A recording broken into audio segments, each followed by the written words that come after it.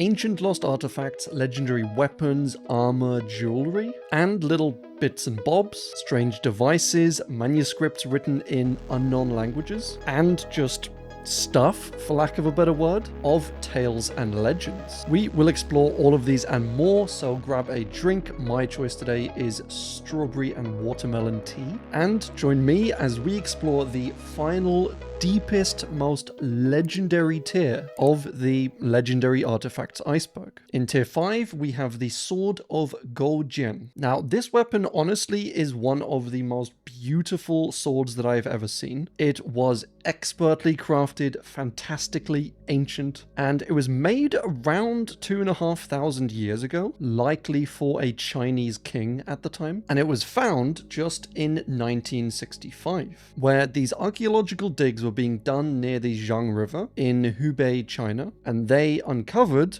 this ancient tomb. And then they kept digging more and more around the area and eventually found in this entire section over 50 different tombs. And in those tombs were a total of like over 2,000 artifacts, with this sword being one of them. And it's a fairly medium-sized sword. It was found in one of these tombs underwater, and after 2,500 years, it still looks like this. Basically brand new. It still has a very sharp edge on it. It's still patterned all across its blade, still has these engravings on and, embossed with these rare gems. And one of the reasons for this being in like almost a perfect condition was the scabbard that it was stored in, which was basically a perfect fit for the sword, meaning the sword was in a more or less airtight environment within the scabbard, and so the other environmental factors didn't really affect the sword as much. The blade itself is mostly made from copper and tin, making this a bronze sword.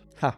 Level 1 noob. But back in these days around this, area of Asia, you often had a lot of Chinese people and craftsmen, etc., traveling to Japan, or vice versa, with the Japanese coming over to the mainland. And they often traded and sold and kind of learned from each other. They got different techniques and different weapons that they could study. And so even with this Chinese weapon, you see a lot of kind of hints of a samurai sword style, with the metal having been kind of repeatedly folded over and hammered down, which contributes to its insanely sharp edge. And it's super interesting, while doing this folding method, they actually ended up with a higher copper concentration in the center of the sword, which, with it being a slightly softer metal, allowed for more, kind of flexibility of the sword, resulting in likely less shattering. And the edges were slightly higher in concentration of tin, allowing for a sharper edge on the outsides. So yeah, just an absolutely gorgeous weapon, as well as being phenomenally crafted, found in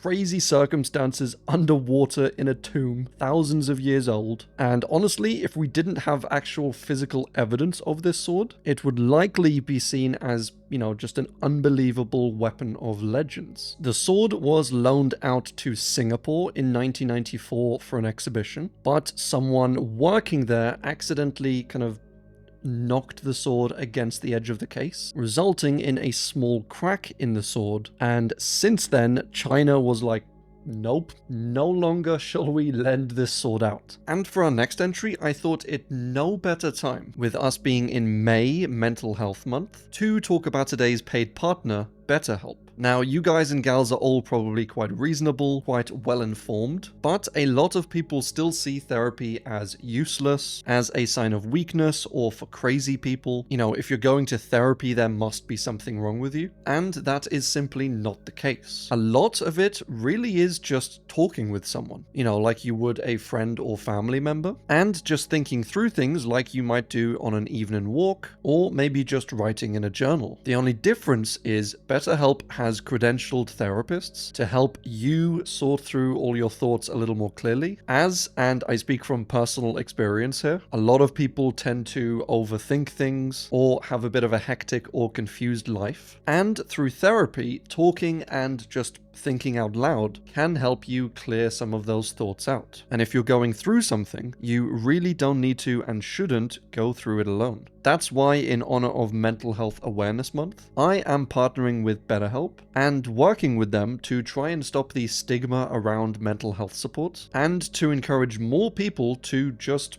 talk to someone. Therapists, in my experience, tend to just listen, ask questions, bounce around ideas and thoughts, and can help you see things from a different perspective, hopefully improving your life in the process. One of BetterHelp's missions is, as I said, to remove the stigma around therapy, but also to make starting therapy as easy and seamless as possible. So if you think you could benefit from talking with someone, a credentialed therapist, then click the link in the description or go to betterhelp.com/Connor's Curiosities. Match with a therapist and enjoy 10% off your first month using my link in the description. And as always, make sure you're staying hydrated, getting a little bit of sunlight, not bottling things up, and maybe check on your friends every now and then. Ganjang and Moye are two names referring to an ancient Chinese blacksmith couple, as well as two of the swords that they created named after them. And their legend and tale is just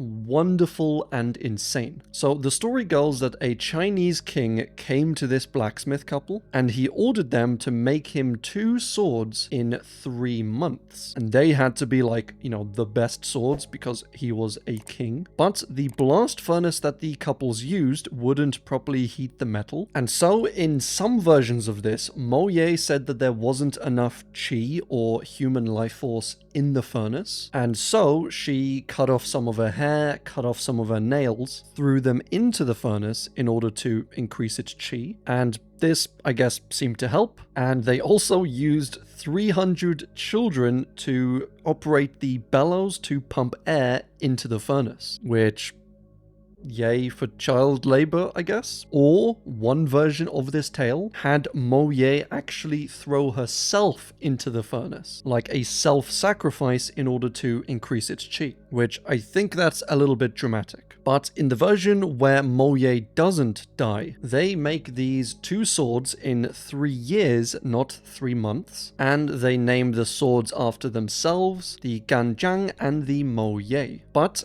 Ganjang keeps his sword for himself and just gives this king the other sword, the Moye, which this angers the king and he ends up just killing Ganjang. But Ganjang predicted that the king might do this, and so before he was killed, he basically took his Ganjang sword, he hid it somewhere, he left instructions with Moye about its location, about some more information, maybe a, avenging plan, and Moye at the time was pregnant with Ganjang's kid. So eventually when this kid Chi is born, after a few years, he grows up, he seeks out his father's sword, the Ganjang, and he goes basically on a mission to kill this king. But the king this time predicts what this kid is going to do, and he actually sends out an assassin to preemptively kill him. And believe it or not, the story actually gets crazier from here. Just a quick reminder, folks, that we are trying to hit our goal of 50,000 subscribers, and only a small percentage of the people who watch my videos are actually subscribed. So for every subscriber we get on this video, I will be 1% more likely to make another one sometime soon. So the assassin eventually tracks down Chi, he finds him, but after Chi tells him his story, he is so impressed with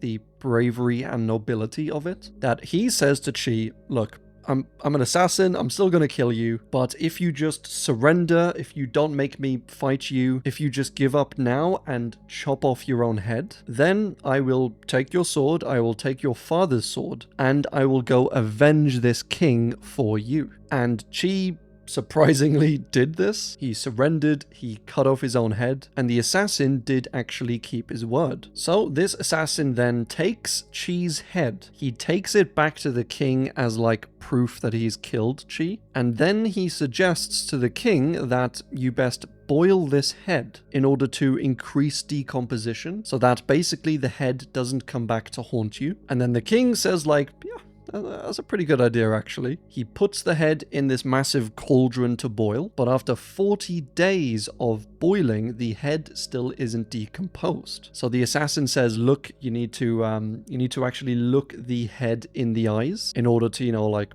take away its life force so it can actually start decomposing, which, I don't know if that's scientifically accurate, but we'll move on. And so the king, in trying to get eye contact with this bobbing head in the cauldron, he kind of went by the cauldron, he kind of looked over the edge, he's leaning over the edge of this cauldron, and then when he was fully leaned over, the assassin took this opportunity to slice the king's head off in one clean stroke. And then, as if this wasn't crazy enough, before he was captured, the assassin then just cut his own head off, also over the cauldron, which means all 3 heads were now bobbing around in the cauldron. And I don't know how you cut your own head off with a sword, bit of a weird angle you'd need to hit. But since there were now 3 heads bobbing around in the cauldron, the guards apparently couldn't differentiate between any of the heads. And so they said that all 3 heads should be honored as kings. And they were all then buried in the tomb of the 3 kings. And that is the legend of Nanjing and Moye. We don't currently know where these swords are today, though they were mentioned several times throughout history as being,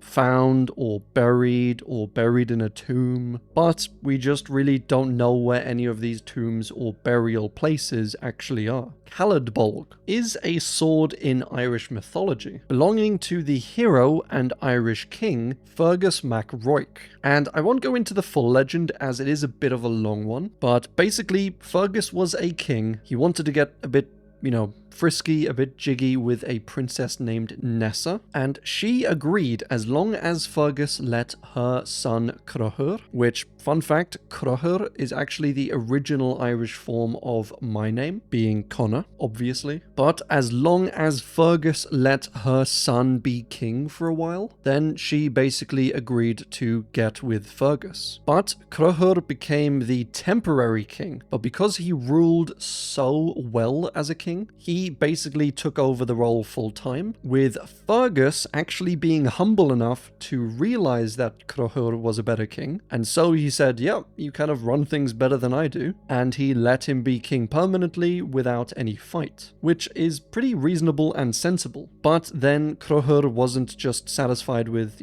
just being king, he wanted to stamp out all potential competition, and so he put out an order for Fergus to be killed, which, come on, bloody Cruthur. He's probably an Aries as well. So Fergus then moved to another kingdom, started getting jiggy with another woman, Queen Maeve. And then Queen Maeve's husband finds out. There's a bunch of drama, a bunch of fighting, and eventually Fergus goes off to fight Cruthur, and he basically wins the fight. He's at Caladbolg Point, and he's just about to kill Cruthur, and then he gets talked down from it by Cruthur's oldest son, and Fergus is just so frustrated. This man tried to kill him, he really wants to kill Cruthur, but he just can't get himself to do it, and so in frustration he gets Caladbolg, and he just crazily swings it 3 times, resulting in, according to this legend, the slicing off of 3 tops of hills, accompanied with a kind of cool rainbow effect on the sword, apparently. And that is the legend of Caladbolg. Cortain is apparently just curtain, according to my autocorrect. But no, Cortain was a short sword used by Ogier the Dane, who was a paladin in the Arthur myth. And court is actually the old French word for short, and so it's a short sword called basically short, which is a little handy, I guess. Sword just describes itself. And this is, I guess, one of the more common swords or weapons in the Arthurian tales, as it is featured in, French versions of the Arthurian tales, to Italian versions, to Welsh and British versions. And one of the legends about this sword said that it originally belonged to Sir Tristan, but once Ogier received it, he thought that the sword was too big and heavy, and so he had it shortened and reduced in size, renaming it appropriately Cortain. Claíomh Solais, or the Sword of Light, Sword of the Sun, is an ancient sword in Irish mythology. It often appears in lore and tales and myths and legends all over Ireland, with it basically being like a holy grail sort of item, and with it being the, main prize or mission of some ancient quests. And the legend may actually be based on a real sword, but where it currently might be today, long gone and buried, hidden in a tomb, melted down for scrap metal, we kind of have no idea. Shamash's Radiant Axe. So Shamash was the ancient Mesopotamian god of the sun, and was said to be able to see everything that happened in the world all the time. And so because he had all of this knowledge, he was also the top judge in the universe. He was very righteous, passing judgment down on people, that sort of thing. And he was also the protector of travelers. But his weapon, the Radiant Axe, was basically just this immense glowing axe that radiated the divine light and was super powerful. It was able to cut through absolutely anything, and because it was an axe of light, it was able to discern truth from lies, and was actually given to Gilgamesh in some of these ancient Sumerian and Mesopotamian legends. The Star of India is this gorgeous sapphire, 563 carats, or 112 grams. That is also one of the largest of its kind in the world. And as you can see, it has this amazing star shape on both the back and the front of the gem. And it is kind of bluish, grayish, cloudy. And this cloudiness is caused by a mineral called rutile within the stone. And it really is a beautiful gem. Its history goes as far back as the 1800s, with it being purchased by an American in Sri Lanka in preparation for a large exhibition, and that is as far back as the actual history goes for the stone, but it is thought to perhaps date back to maybe the 15 or 1600s. It was stolen in 1964, which is a crazy event when you read about it. And basically it was a heist where these thieves came into this museum in, in the daytime, in just regular opening hours, and they walked around. They didn't attract any attention to themselves, but they went into one of the toilets and left one of the windows a little cracked open. Then they all left, they went home, and after hours, when the museum was then closed, they went to this little window that they had left open, and they used it to gain entry into the museum. Then I guess the museum guards were sleeping or something, as these thieves managed to come in and take many, many priceless gems, for example the Midnight Star, the DeLong Star Ruby, and the Eagle Diamond. And they found that none of these other gems had alarms on. The only gem with an alarm was the Star of India, but it had run out of batteries, or the batteries on the alarm had died. So when they took it, the alarm didn't even go off. And so the heist was successful. These thieves got away with all of these gems worth an estimated $400,000. And bear in mind, this was in the 1960s, so that would be worth $4 million in today's money. The police eventually caught these thieves: Jack Roland Murphy, or Murph the Surf as he was known, Alan Kuhn, and Roger Clark. But they didn't recover the gems, as they had already been passed off by the time they were captured. And it wasn't until a few months after this that Alan Kuhn was trying to kind of negotiate a lighter sentence, or perhaps no sentence at all. And so he said, look, if you show me some leniency, I will tell you where the gems are. And he eventually did lead them to a bus locker in Miami, where upon opening this bus locker, they did in fact find all of these gems, these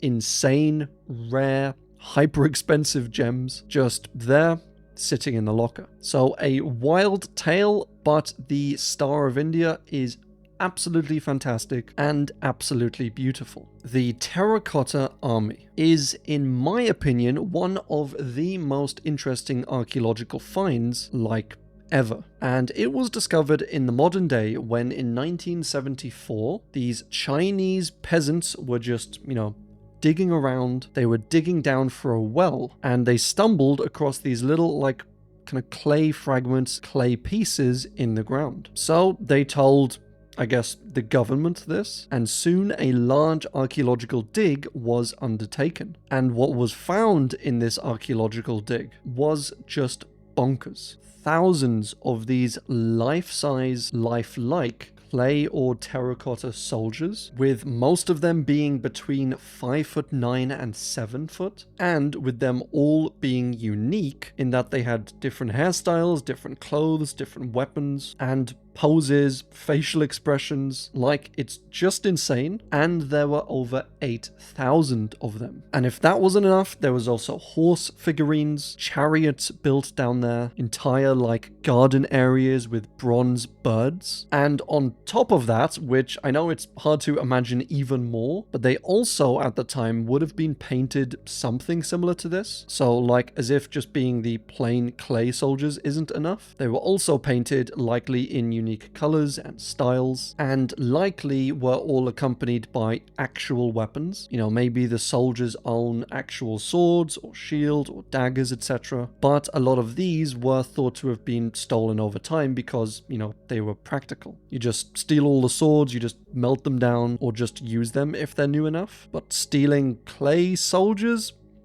Can't really do much with that. And so the soldiers themselves were lost to time, as I said, only being rediscovered in the 1970s. But this entire tomb, all of these statues, this entire thing was created for a man named Qin Shi Huang, who was the self-proclaimed first emperor of China. And he was born Yingzheng all the way back in like the 200s BC in China. And at the time, he was a prince of one of the 7 kingdoms. He later became full king at the age of 13, and at the age of 22, basically decided to fight all of the other kingdoms and then take them over and then fully unite China under one leadership. And he did. He overpowered them all. He won enough fights to have complete rule and control. And upon declaring himself the emperor and ruler of China, he changed his name to Qin Shi Huang. Qin after his original kingdom, Shi meaning the first, as he was the first emperor, and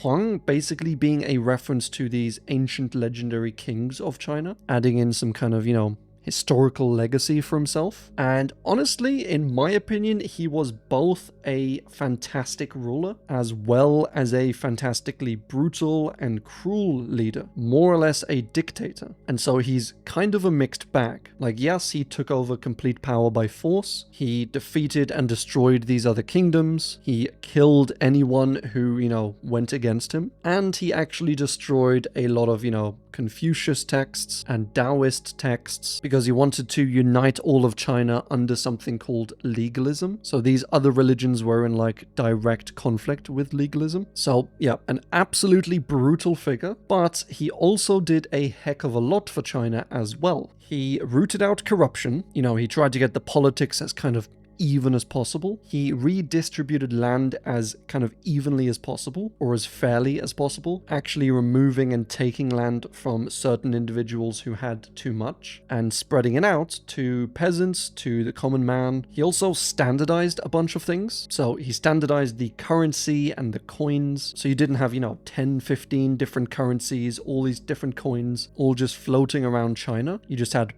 one currency, few different coins. He also did this with weights. He standardized the weights so that people didn't have various different weights all around the country. So it's like, hey, I've got a kilo of carrots. And then you're like, how much is a kilo in pounds or ounces or some other unit of weight?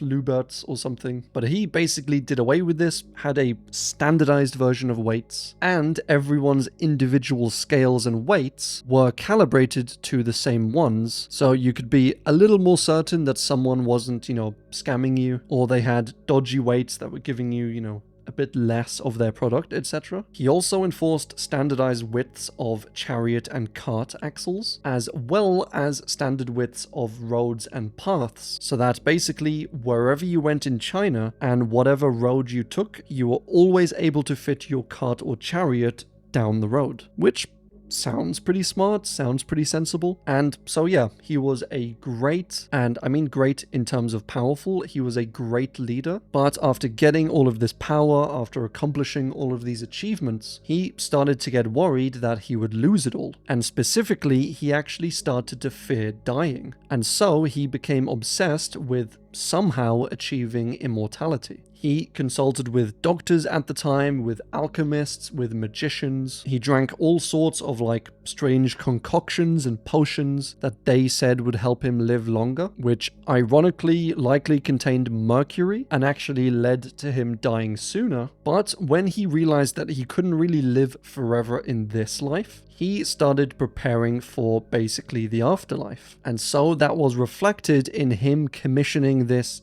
entire project where he had his tomb built in the center, and then surrounding it were these underground clay gardens, complete with, as I said, these bronze statues of birds, and there was likely a lot more stuff there that just simply got lost to time. There were also clay musician statues, so, you know, these musicians could accompany him into the afterlife, provide him with comfort and entertainment. There were super expensive items just laid around, you know, gold, precious metals, rare gems, but he ran into a problem in his head in that, what if I go to the afterlife and all of this stuff that I've prepared just gets taken away from me? And so that is why he had these 8,000 clay soldiers commissioned, crafted by likely these highly skilled craftsmen, in order to basically have a small army accompany him into the afterlife and to protect him there for all eternity. The Imperial Seal of China was created by the man that we just covered, Qin Shi Huang, and after uniting China, he took this jade artifact, which was at the time just a large piece of jade owned by one of these kingdoms, and he used it to carve this heirloom seal of the realm, which basically legitimized someone's rule, as it was obviously a rare artifact at the time, but also it was engraved, it was carved with these words, which translated to roughly, having received the mandate from heaven, may the emperor lead a long and prosperous life. And then, you know, he made all of these clay soldiers. This seal was passed down from dynasty to dynasty, as it was like, if you didn't have the seal, then you couldn't rule China. You'd get like revolts all over the place. But it was lost eventually sometime around the 10th century, and we haven't been able to find it or locate it since. The Babylonian Map of the World is a very fascinating artifact, and it is this stone tablet discovered in roughly the 1800s, and it is thought to be crafted sometime around like the 8th or 9th century BC, so like almost 3,000 years ago. And as you can see, this map laid out certain areas, like for example Babylon, Urartu, Assyria, and various other points, a mountain, a swamp, a river, etc., with the river likely being a reference to the Euphrates, and this huge bitter river or ocean, depending on translations, surrounding the entire land, with various regions or these bridges basically connecting this inside land to the divine world outside. And it isn't thought that this is a super like geographically accurate map. Like, yes, you do have actual places, actual cities like Babylon, like Assyria, and the Euphrates River, and this surrounding ocean could be a reference to the, you know, Mediterranean, Black, Arabian, and Caspian seas, which did kind of, in a way, surround Babylon, but obviously not really, as there was loads of land routes through them. But it is thought that this map was probably more symbolic than actually literal, and this surrounding ocean, or bitter river, was thought to be a Babylonian myth, basically separating heaven from earth. And these bridges all around here basically connected the two, with the translated text basically describing various, you know, heroes, and different types of animals that live on each island. The third island is where the winged bird ends not his flight. The fourth island is where the sun is brighter than that of sunset or the stars. The fifth island, due north, lay in complete darkness, a land where one sees nothing, not even the sun. The sixth island is where a horned bull dwells and attacks the newcomer, which a bit rude. And the seventh island lays in the east, and this is where the morning dawns, likely because obviously the sun rises in the east. But we don't sadly have captions for the first and second islands, as their descriptions were simply lost to time. There are also these 18 mythological animals, which are kind of reminiscent of our zodiac signs. You know, they were these ancient Babylonian constellations of the stars that, according to legend, used to live on Earth, but the gods banished them away in order to make room for the humans and for obviously all the other animals that live on Earth. And so in the Babylonian view, this explains why you can see the animals in the constellations in the stars, because they're kind of stuck between us here on Earth and between heaven, which I really like that idea. I think it's quite poetic and creative. But this map overall is, you know, you have Babylon in the center of it, as of course they would make themselves the center. And then you have a few other, you know, local cities, local areas. You have the Euphrates River, and this whole kind of land was basically what was important to them at the time. So it's not, as I said, geographically accurate, but it just represents kind of this is what we care about. And then the rest, the ocean around it, the bridges, etc., that all just represents Babylon and the divide between them and heaven. And I think this website that I'll link down below, but I think they put it really perfectly with this paragraph that reads, in short, the Babylonian world map can be better understood as the map of the cosmos, symbolically featuring Babylon as the center of the universe, and intentionally connecting them to a higher realm from which they drew meaning for their existence. It's a very interesting artifact that says a lot about the Babylonian myth and legend and culture, so I would highly recommend reading more about it if this sort of thing interests you. The Shield of Ajax. So Ajax was a legendary hero in Greek mythology, featured in, most notably, the Trojan War in Homer's Iliad. He is written as being this huge, powerful warrior with, you know, this deep voice, dark curly hair, and a fierce bravery. And in these epic poems and stories, he's often written as quite a defensive warrior, hence obviously the big-ass shield. He carries this massive shield around, he blocks opponents' paths, he, you know, cuts them off at choke points, but also he defends key areas, important or vulnerable people, and can actually kind of offensively push the opponent back with this big shield. And it is made from 7 cow hides, with the core being made from bronze. So just a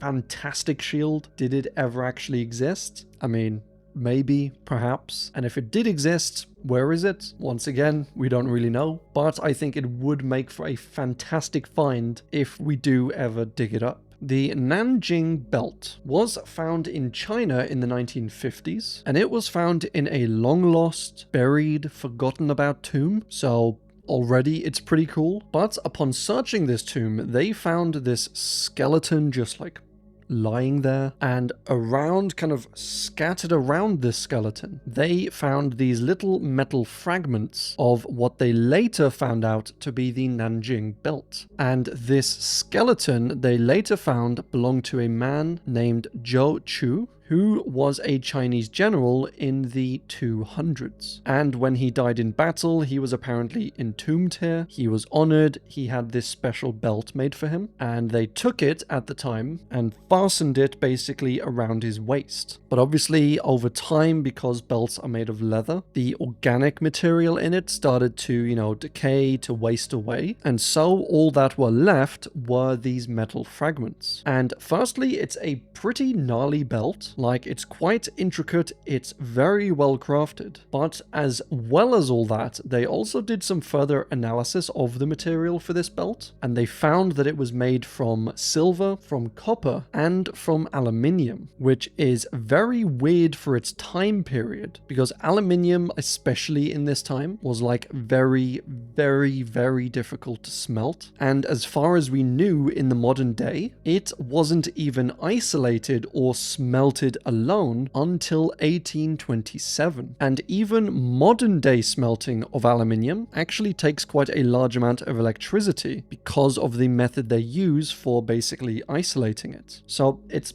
all very confusing. It was clearly aluminium, it had clearly been smelted, it was part of the belt, but whether this was like a one-off, like a fluke they happened to do, with them kind of smelting it accidentally, or whether they actually had a method for isolating aluminium, but maybe it was just so expensive, so complicated to do, that they more or less never did it except for something like this, honoring a Chinese general. That could possibly be the explanation. But as I said, we didn't even know this until we found the belt, as I guess if they did have this advanced smithing knowledge, it was completely lost to time, completely lost throughout the generations, until we kind of rediscovered it in the 1800s. So yeah, the aluminium side of this is a little bit complicated, super fascinating, but the actual metal, the belt itself, even in its own right, is a super beautiful little piece, and it is immensely well crafted and intricate, and it is definitely fit for a general. In tier 6, we have Zhang Heng's Seismoscope, and this was an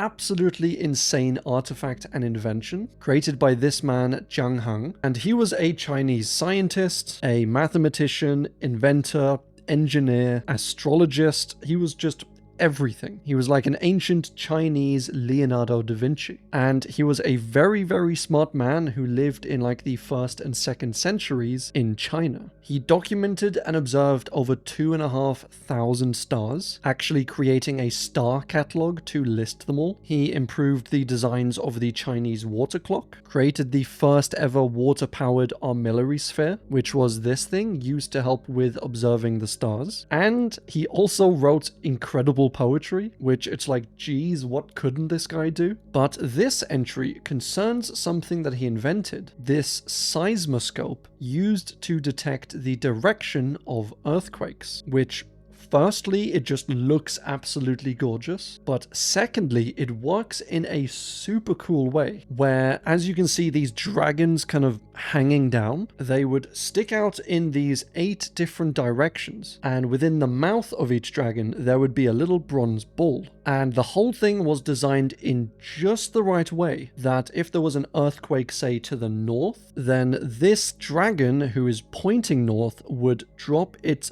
ball down into the mouth of this frog or toad, and so you would be able to tell that that's where the earthquake was originating from. And yes, it wasn't able to tell how far the earthquake away was or how powerful it was, but just something this intricate and old, almost 2,000 years ago, this invention being able to detect basically where earthquakes were must have just been amazing. And that's not to say anything about the amazing style and design of it. It's like he could have done all of this without the crazy dragon heads and the frog toad thingy, but he did it, I guess, just because he could. And there was actually one occasion where one of the balls kind of fell down, but the people at the time couldn't sense any sort of earthquake. So they thought, oh, this machine must be broken or something. And it wasn't until a while later that they heard of a earthquake in, one of the neighboring cities in that direction. So that's how well tuned in and calibrated it was, that it could detect earthquakes even if the humans couldn't. Shamshir-e Zomorrodnegar, or the emerald-studded sword, is a sword mentioned in the Shahnameh, which was an ancient Persian legend and poem. And this legend honestly had everything. Everything you would expect from a good legend. It had witches, a mother who basically enchanted her demon son to be immune from all weapons except this one. It has a hero, Amir Arsalan, who goes on a quest, acquires this sword, uses it to defeat this demon. And the sword in some stories used to belong to King Solomon, the guy who owned that ring that we covered in the previous Iceberg. And it was apparently crafted by a man named Kaveh the blacksmith, who is a legendary figure of his own right in the Persian legend. So it's a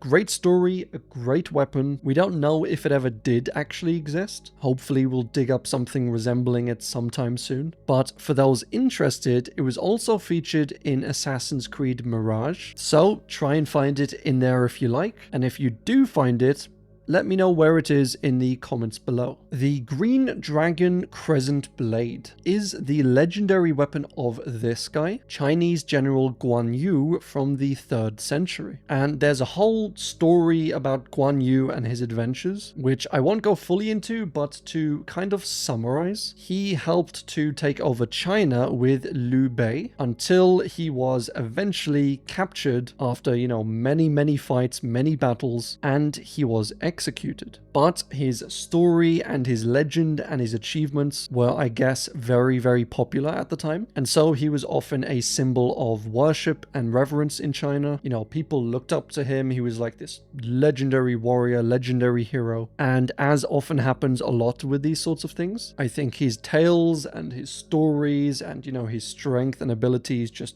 kept increasing over time until in the 14th century, the historical novel Romance of the Three Kingdoms was written, and it told of this legendary weapon, the Green Dragon Crescent Blade, that weighed around 40 to 50 kilos and was difficult, almost impossible for most men to actually even wield it two-handed. But Guan Yu, according to legend, was able to effortlessly wield this weapon with just a single hand. We do have a replica of it, not the actual original, but we have a replica of it displayed in the Purple Cloud Temple in China. But whether he actually owned this weapon, something similar, the original sort of thing, or whether this was a later legendary embellishment, we may never know, but it is still a very cool weapon. Tonbogiri is one of the 3 legendary spears of Japan, created by the legendary blacksmith Sengo Masazane, and wielded by the also legendary Honda Tadakatsu, a general and samurai and warrior. And this Sengo Masazane, the guy who made this spear, interestingly enough, actually went to the Muramasa samurai school, or rather swordsmith school, and we covered Muramasa and a few of his creations in the previous Iceberg, but Muramasa basically founded this school to help teach his craft of swordsmith and weaponry smith, and Masazane was one of the men who attended this school. And then obviously he goes on to create this legendary spear. The name translates to Tonbo, meaning dragonfly, and Kiri, meaning to cut or cutting, and so this spear translates to the dragonfly cutter. And the legend behind it was that it was so sharp that a dragonfly just flew by, as dragonflies tend to do, landed on the spear, and then just with the weight of this dragonfly, the spear cut the dragonfly in half, and so it became known as the dragonfly cutter. Sharur was a weapon meaning smasher of thousands, which is a pretty deadly name, perfect for a weapon of this caliber, I suppose. But it was used by the god Ninurta in the ancient Mesopotamian myths and legends. But as well as being like super smashy and powerful, it could also apparently talk, it could communicate, ideas and strategies and intel to its wielder, and it could fly unimpeded, which reminds me actually a little bit of Thor's Mjolnir. It's written about a fair amount in these ancient myths, and Ninurta uses this weapon to defeat Kur, who was a serpent god, as well as Asag, who was a horrible demon. And this Asag character was so horrible that his presence alone, like literally just him appearing somewhere would instantly cause fish in all nearby rivers to boil alive. So yeah, some insane lore, but nevertheless a very cool weapon. Fragarach is a sword in ancient Irish mythology, also sometimes known as the Whisperer or the Answerer, and it was capable of some pretty insane feats. It belonged to the first High King of Ireland, Nuada, and featured in these legends about Manannán mac Lir, who was the Irish god of the sea, and a member of the Tuatha Dé Danann, who were a magical, mythical, godlike people, who we actually briefly covered, I think, in the ancient Rome Iceberg. And as is a common trope with these sorts of weapons, it was known for being incredibly accurate, connecting with and hitting anything the wielder wanted to. And also any wounds caused by this sword simply just wouldn't heal. And with it being called the Answerer, it was also purported to have the ability to basically make people speak the truth. So, like Wonder Woman's lasso. And I think even more impressively, it also had the ability to just, while it was sitting in its sheath, the wearer of the weapon might just be distracted, looking at something else. If the sword itself detected danger, it could literally fly out of its sheath and actually, start swinging itself and attacking the enemies before they even had time to react to it. So yeah, absolutely wild ability, sentient, preemptively attacking sword. Like, honestly, just a fantastic weapon. The Staffordshire Hoard is it is the largest collection of Anglo-Saxon gold and silver, ever discovered, consisting of over 4,000 pieces. It was found in Staffordshire, obviously hence the name, in 2009, and the range of these items within it are just bonkers. There are swords, shields, helmets, daggers, spears, fragments of little bits and bobs, and it's super fascinating to just read through all of the different finds in this. I'll leave a link in the description if you want to take a little look-see. All the items are dated roughly to the 7th century, and the location where this hoard was found in Staffordshire was, at the time in the 7th century, the heart of the Kingdom of Mercia. So these items were all likely deposited there for whatever reason, and then when the kingdom collapsed, stuff got buried down, the kingdom got forgotten about, and life kind of went on until the year 2009, where this was all rediscovered. It truly is a beautiful collection of items if you want to check them out, and it's really quite impressive how so many of them are preserved so well. They still have all the details and the intricacies, etc. on. And if you're ever in England, you can head over to the Stoke Museum to check out a lot of the collection. Venus of Willendorf is this lovely woman, or statue, or figurine that dates back to not 500 years ago, or 1,000, or 2,000 before Jesus, not even 4,000 years ago before the Hebrews, or 5,000 years ago at the time of ancient Egypt, or even 5,500 years ago, which is the oldest written text that we have found. Now, for this statue, we need to go back a lot further than that. So what, maybe 6,000 years ago, before the oldest civilization we know of, ancient Mesopotamia? Nope. Even further back? How about 10,000 years ago, when Sumerians were just these kind of little villages all over the place? No.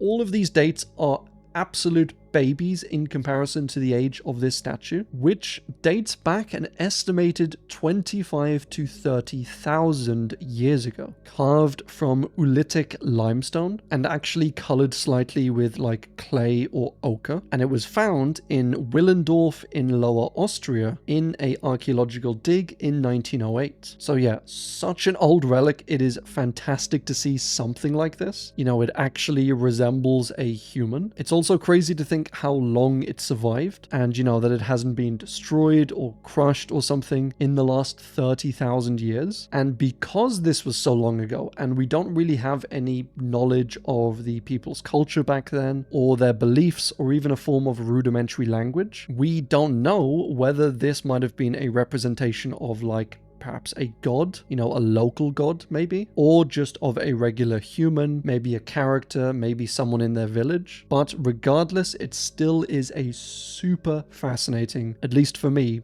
artifact. The Amber Room was a room in the Catherine Palace in St. Petersburg in Russia that was literally an amber room. The walls were decorated and inlaid with gold and amber, and as well as the cost of this room, which must have just been insane, the beauty and awe and light and reflections of it must have just been magical. And it was commissioned by and for King Frederick I of Prussia. But in World War II, during the German invasion of Russia, or rather the kind of partial attempted invasion of Russia, they actually managed to push up as far as this palace, and so basically looted the entire thing. And so the Amber Room is sometimes talked about like, it disappeared, but in reality the Germans just likely came in, stripped all of the gold out of it and all the, rarities and expensive stuff, and then just melted it down, sold it, and pumped it back into their war machine. Obviously, since they're not melting down amber, there is some possibility that, the stuff that they looted from here remains somewhere, that the Germans hid it in a secret underground cave or vault or something, but as of today, no such luck. But in honor of the original, they did actually make a replica in 1979, so you can see modern photos of what this room actually likely looked like. But the original, which we have never recovered, was thought to cost an estimated $150 to $500 million.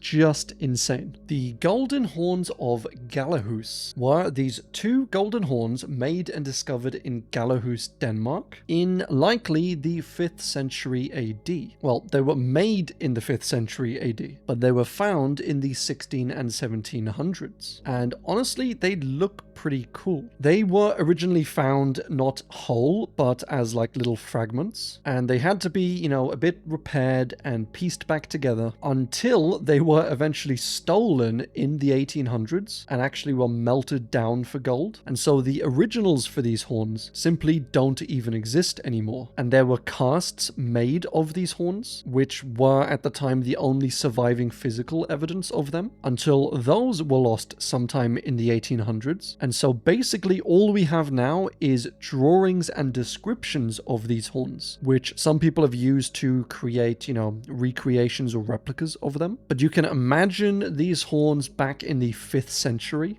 being made of gold with these cool, crazy, intricate designs on them. And they were likely used as like a, fancy luxury drinking horn, as luxury horns tended to be, drinking horns. So those made with gold or inlaid with gems. And it was less often for blowing horns to be made from these materials. And even these replicas that we have made in the modern day, they have been stolen and then recovered and then stolen and then recovered. So hopefully they don't get stolen again, but I guess only time will tell. Irminsul of the Saxons. So Irminsul was a sacred pillar or tree that was revered by the Germanic Saxons, likely for at least a few hundred, if not over 1,000 years, until it was sadly, I think, destroyed by Charlemagne in the 700s, as he was trying to, spread Christianity, and so pagan symbols and stuff like this were seen as, kind of competition. They were worshipping this pagan stuff instead of Christ. And so, yeah, he ordered it destroyed, and they built a church basically on top of the site. But we don't know the exact location of this Irminsul, because it's thought that the church wasn't placed exactly where the Irminsul was, but rather like it was symbolically placed over the top of it. So maybe it's,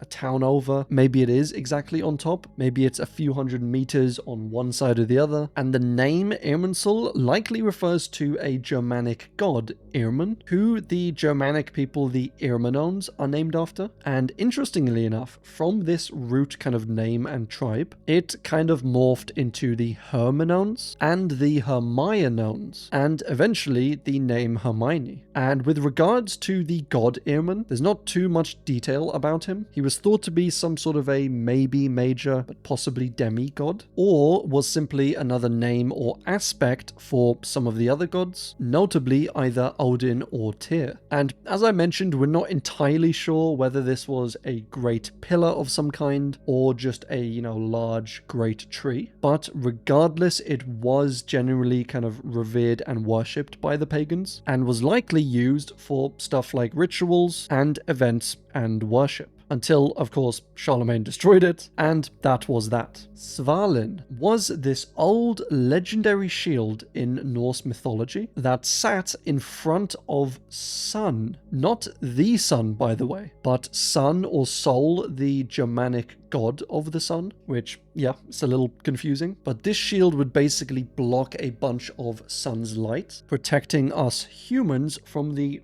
full blast of the sun, which, thank you, Svalinn. The Maykop Plate is one of the earliest pieces of writing carved into this stone or plate that we have yet found in Russia, or at least the general Russian area. This plate originated and belonged to the ancient Maykop people of the North Caucasus, and it was found and uncovered in the 1960s, with it being aged to around kind of 4.5 to 5.5 thousand years old. And the writing on this, because it's so old, is a little bit strange. It's not exactly how we would imagine a language in our modern day. And it was thought to be sort of a middle point between stuff like hieroglyphs, where, you would often draw things. So if you saw 3 cows out there in the field, you would just draw 3 cows. And then it kind of evolved to, cows being represented by a symbol. So you don't need to draw a whole cow. Maybe you can just draw like a little Y shape to represent the horns of the cow or something. Which, do cows have horns? No, bulls have horns. I don't know, maybe you draw like that for the udders or something. But this text is likely thought to be sort of that sort of representation, where the symbols do represent, ideas or items or whatever, but it's not immediately obvious as to what they are. And then obviously in the modern day with something like English, where we have only 26 letters, but we combine them in many different ways in order to form concepts and ideas and things. As I said, we haven't really fully translated this, but there have been attempts at translating it. But as you can see from these 2 translations, which I will put up on the page, and you can pause on each one if you want to read them in full, but you might be able to tell that they are very different from each other, meaning that we really don't have like a definite idea of what this might mean. But if you want to see it for yourself, it is currently being kept in the Ethnographic Museum in St. Petersburg, Russia. Or if you just want to take a look at this little screenshot and let me know what you think it means, or you translate it to mean, down in the comments below. The Rockefeller Archeological Museum is not a reference to an individual artifact, unless like this entire museum is an artifact, but this museum was built with the help and donation of John D. Rockefeller Jr., which was the son of John D. Rockefeller, and he was the insanely rich business and oil tycoon who, through his monopolies, basically ended up being one of the richest people in America and actually one of the richest people of all time. But his son, from being born into such a wealthy family, he decided to be, quite charitable with all of his wealth. And so this was one of the many projects and donations that he made over the years. So he donated around $32 million in today's money in order to build this museum for archaeological finds.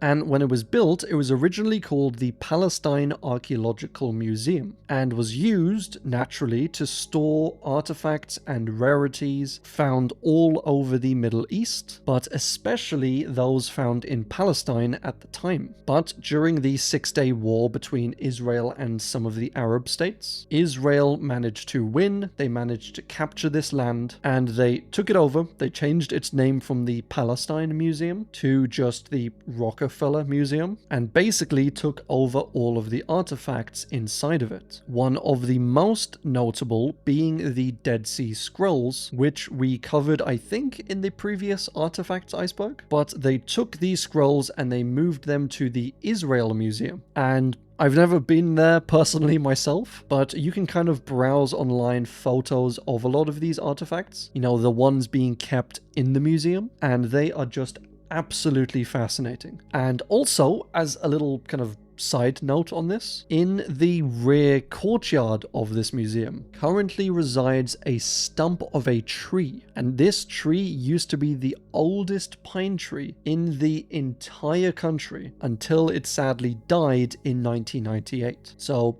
really very sad. Tier 7, the 13 treasures of the island of Britain. So if you'll remember, we did cover the first item on this list back in the previous iceberg, that being Dernwyn, or the Flaming Sword. And there are obviously 12 more treasures in this list, which were basically, all in all, the 13 most important legendary mythical artifacts of British and Welsh legend. And I'll quickly go through them all here, but before I do, apologies to all of my Welsh viewers, as I will, with 100% certainty, butcher some of these names. But we have the Hamper of Gwydno Garanir, where when you open it, deposit enough food for one man and then close it. When you opened it again, the food will have multiplied enough to feed 100 men. Pretty handy. The Horn of Bran Galad of the North, which was basically like an infinite drink source. You know, you would just imagine a drink, any drink inside of this, and then it would appear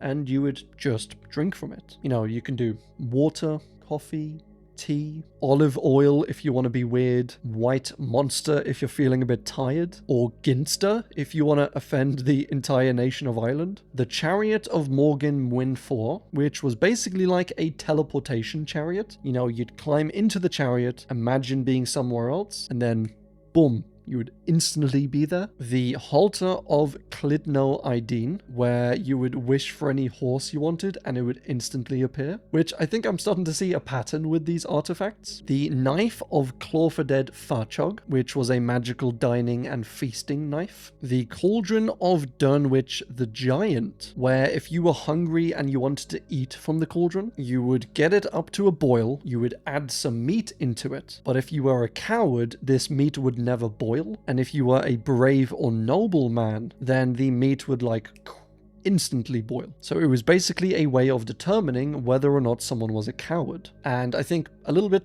inefficient, a bit of a strange one, that one. The Whetstone of Tudwal Teglid, where again, if a coward sharpened his stone on this whetstone, then it would just refuse to cut anyone or draw blood. And if a brave man sharpened his sword on it, then it would draw much blood. And I don't think that's an enchanted whetstone. I think that's like every single whetstone. You know, if a coward gets a sword from a whetstone, because he's a coward, he's not really going to go into many fights. And so the sword's not really going to draw that much blood. But if a brave man sharpens his stone, because he's brave and maybe a bit of a psychopath, he's just going to go out there hacking and slashing. And so yeah, I don't know if you even need an enchantment for this one. The Coat of Padan Baserud, which would always magically perfectly fit someone who is, you know, a noble. But if it was a peasant or something, then this coat would never fit them, which a bit rude. The Crock and Dish of Raiganid was an artifact where any food you wished for or thought of would appear in this dish. And oh boy, we're almost through these, I promise. The Chessboard of Gwendolou ap Sidio, where if the pieces were set up perfectly on the chessboard, it would actually play with itself. And aside from that, it was apparently quite beautiful, made of solid gold, with the pieces being made of silver. The Mantle of Arthur in Cornwall, which was basically like the invisibility cloak from Harry Potter. The Mantle of Tegor Goldbreast, which basically hung differently off faithful women as opposed to unfaithful women. So it could be used to put onto a woman and see if they were an adulterer. And that was all of the treasures of the island of Britain, at least according to the legend. Some versions of this list have like one or two pieces swapped out, but for the most part, this is, you know, the main list. And a lot of these items or mentions of them in like writing and poetry and stories date back to around the 15th or 16th centuries, but they might have oral traditions that go back even further than that. While some of these artifacts, like for example the Dernwyn and the magical hamper, date back to at least the 1100s. This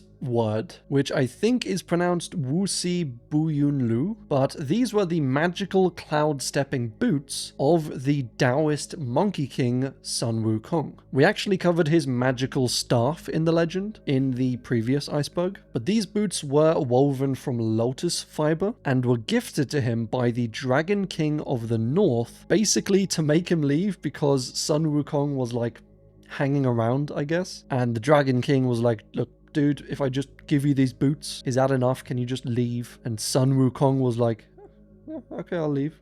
Free boots. And that's not historically or legendarily accurate, but yeah, they are the boots of Sun Wukong. The Ulfberht Swords are around 170 swords that were found all over Europe, aging from around the 800s to the 1100s AD, and they all bear the inscription of Ulfberht, and they're honestly really fascinating swords. The name Ulfberht was a Frankish name, meaning they were likely made by and in the Frankish Empire, and we also know that within the Frankish Empire, at around this time, you know, the 800s to 1100s, they had laws forbidding the sale of weapons to foreigners, and this was obviously to prevent them from exporting too many weapons, you know, to a foreign nation or army, and then them using those weapons that they bought in order to defeat the Frankish Empire. But, as I said, we did find these swords kind of all over Europe, which means that they were either bought, you know, on a black market sort of thing, or were stolen or smuggled, or were, you know, won in battle or even looted. And the reason that these might have been, you know, stolen or smuggled were because they were just really good swords. The name Ulfberht isn't thought to be like one guy's name. It was likely what kind of we imagine a brand to be. You know, there's not one guy called like Mercedes making all of these cars, or one dude called Walmart running all of these stores, you know,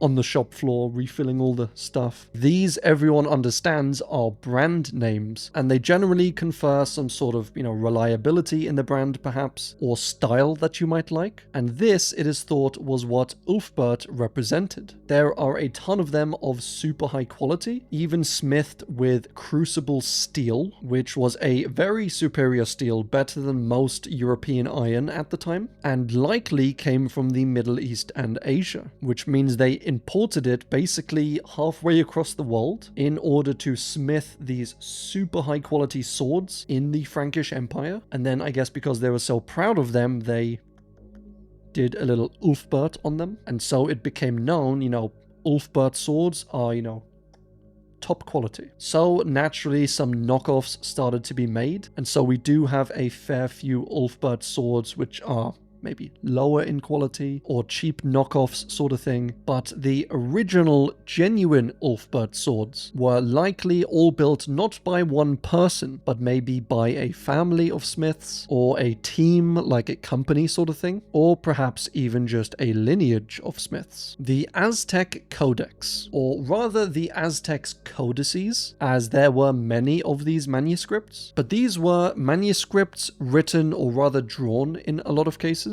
basically using images and paintings and all that to depict ideas, and often to record important events or judgments or historical events, like this one depicting the founding of Tenochtitlan, this place, to something like this depicting a comet that Montezuma spotted in the sky. And there are many of these manuscripts found all over Central and South America, both from before the Spanish invasion and during it and after, giving us kind of an interesting perspective on this invasion, you know, from the indigenous people that were being invaded rather than from the perspective of the Spaniards. And as well as this, a lot of the drawings and manuscripts were used to kind of document different types of medicine and plants, and to keep track of populations and people and wages and debts, etc. But sadly, during the Spanish invasion, a lot of them were destroyed, as the Christian settlers and invaders tended to, you know, burn them whenever they found them, as they thought it was stuff of witchcraft or heresy or blasphemy, which is sad, but a bunch still did manage to survive, which is how we still know of so many of them. The Cave of Altamira is this huge cave system in Spain that is filled with these very ancient paintings, some of which, actually a bunch of which, look really cool, like they're done with charcoal and iron dust and clay dust for like different colors. And if you look at some of them, they've actually got like, you know, shadings and shadows, making them look kind of 3D, which I think is very cool. But they were made by humans around about 36,000 years ago. They were discovered in the mid-1800s when a tree basically fell on, you know, part of the cave and revealed an opening. And then they, you know, went through, dug it out, discovered these inside caves. And from carbon dating and tests, it was determined that humans had basically used these caves as a place to live, for shelter, and apparently, you know, for art and stuff from about 18,000 years ago. And then there was a break of like a few thousand years where only really animals used these caves. And then humans used them again from around 16 to 14,000 years ago. And then not long after that, for some reason, one of the caves collapsed, which basically sealed off the entire cave system, restricting entry into it and preserving everything inside of it until we rediscovered it in the 1800s. They also, as well as these paintings on the walls and ceilings, found ancient stone tools, daggers, spearheads, even needles and harpoons made from like bones, and stuff like jewelry and evidence of these rudimentary ancient fireplaces. Tier 8, Silphium. So Silphium is a very interesting entry, and this was actually a plant or herb that was used in the ancient world, sometimes referred to as laser or laserwort, and it was used in everything from like seasoning to perfume to treating ailments like as a medicine, to even in some cases spicing up people's